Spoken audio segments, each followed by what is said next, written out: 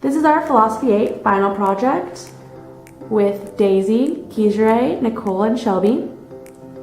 We decided to use the Abercrombie and Fitch YouTube video, Fitch the Homeless, regarding the CEO's statement.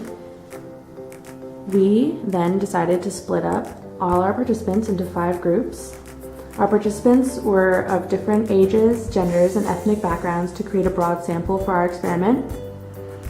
Our first group we decided to test out our theory on cognitive ease, where we put the pencil inside the participant's mouth while watching the video, and to see if then they would be more willing to accept the campaign as a good idea over not, due to the ease on their mind with the pencil in their mouth inducing smiling.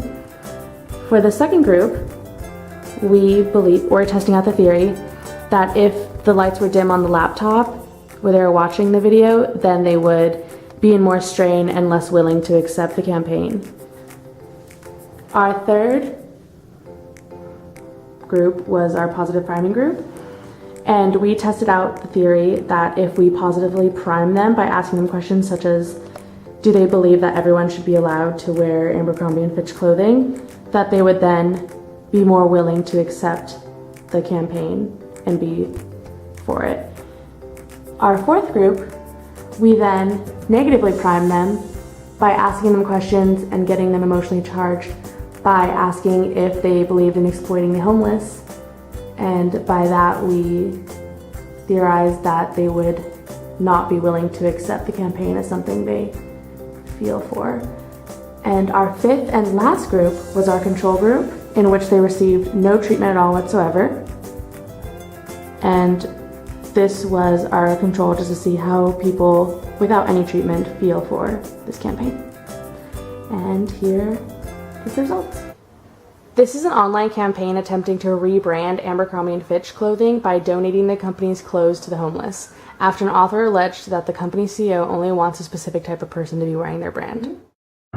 Abercrombie & Fitch is a terrible company. Their CEO insists on only hiring attractive people, which is ironic because he looks like this. In addition, he has made a point of refusing to sell extra large or extra large clothing to women because he doesn't want larger women wearing his clothes.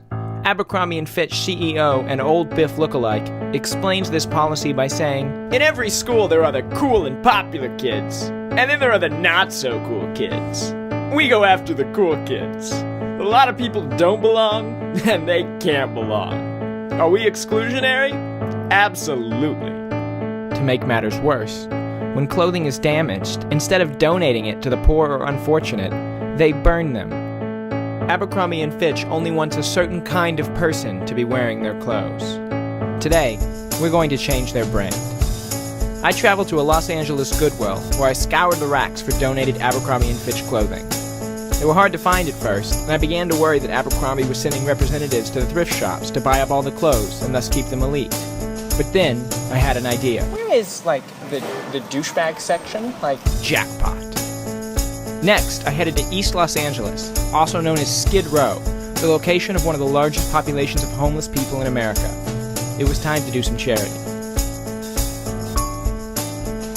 At first, people were reluctant to accept the clothing. Perhaps they were afraid of being perceived as narcissistic date rapists. But pretty soon, they embraced it wholeheartedly, and my expedition was a huge success.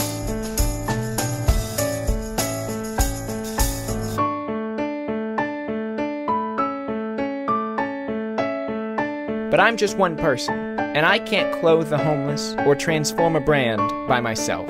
I'm going to need your help. So look through your closets, your friends' closets, and your neighbors' closets. Find all the Abercrombie & Fitch clothes you've mistakenly purchased, and give them away to your local homeless shelter. Share what you're doing on Facebook and Twitter, or Google+, if you're actually using Google+. Hashtag Fitch the Homeless. Together, we can make Abercrombie & Fitch the world's #1 brand of homeless apparel. You watched it. Uh-huh. How do you feel about this campaign in terms of being for it or against it? For it. And why? Because, well, obviously this guy's a kind of douchebag, so I could see... Actually, I don't know. I think it would change society around a little bit. Because, I mean, if this guy is, like, making a bunch of, like, brand name clothes and saying we're only going to use this for attractive people, and that's how, like, it warps kids to go around it. If we give it to people that actually need it, it can kind of make him see, or, like, see that not only are these people wearing his clothes, but other people can, and they're supporting his brand. Okay. Yeah. I'm actually for it. I think it's a great idea. I think the owner of the company is an idiot, and I think this will be good. Let's give homeless people some clothes. So you. If you got money, if you can buy it, you can buy it. You know. What about for the homeless? Well, they got clothes to wear. So I don't know why he's being so like exclusive. Like, oh, only these certain people can wear it and these people can't. Like, first of all, their clothes aren't even that cute. They're basic as fuck. So why is he talking about like, oh, can't be fat people, blah, blah. I remember I went there in the 6th grade. I was overweight then. And I tried buying something. I don't know if this is like pertinent, but like they didn't have like, you know, like extra sizes, but I still bought the stuff just to buy it because that was like the thing to do. But no, they're definitely selective in their, who their demographics are. No, So- that's how you feel about Abercrombie, which is cool. But no, yeah, this is cool. I would give shit away to the homeless people, Abercrombie, just to spite that guy. I'm for the idea's beliefs. I also agree that Abercrombie and Fitch is a terrible company with terrible people behind it. And like they're no better. I mean, yeah, they're no better than the KKK. I'm not gonna censor my thought process. It's like racism is racism and hatred is hatred, like no matter how you look at it.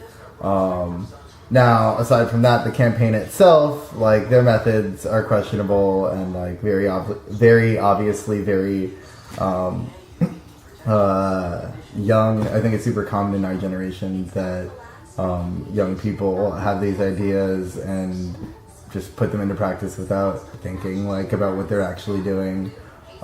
Because what he's actually doing is saying like, hey, there are homeless people that like aren't doing anything with their lives, so I'm going to do something with their lives. And that thing is tear down an establishment that I don't believe in. It would be entirely different if there were homeless people volunteering to wear Abercrombie and Fitch as their stand against the establishment. But if he wants to make a stand against Abercrombie and Fitch, it's like arrogant of him to use other people for that who aren't willing and knowing participants. So, what was the results of our experiment? Well, every one of our participants was for it and seemed to support the Abercrombie Fitch the Homeless Campaign. But were our hypotheses correct? Yes or no? Drum roll, please. Bam! Group 1, cognitive ease, was correct. Yay! Woo! Group 2, cognitive strain, was incorrect. Aww. Group 3, positive priming, was correct. Yay! And lastly, group 4, negative priming, was incorrect. Aww. So, why do we think we got the results we did? Well, first of all, the guy who made the YouTube video and started the campaign is incredibly likable, and that's what made it really popular. Also, there was a funny factor, and you can see in all our participant videos that a lot of people were laughing about how he was making fun of the Abercrombie CEO. In the background, there is some light and happy music, which probably influenced the mood of all of the participants to support the campaign. And lastly, the CEO, Michael Jeffries of Abercrombie & Fitch, pretty much sucks.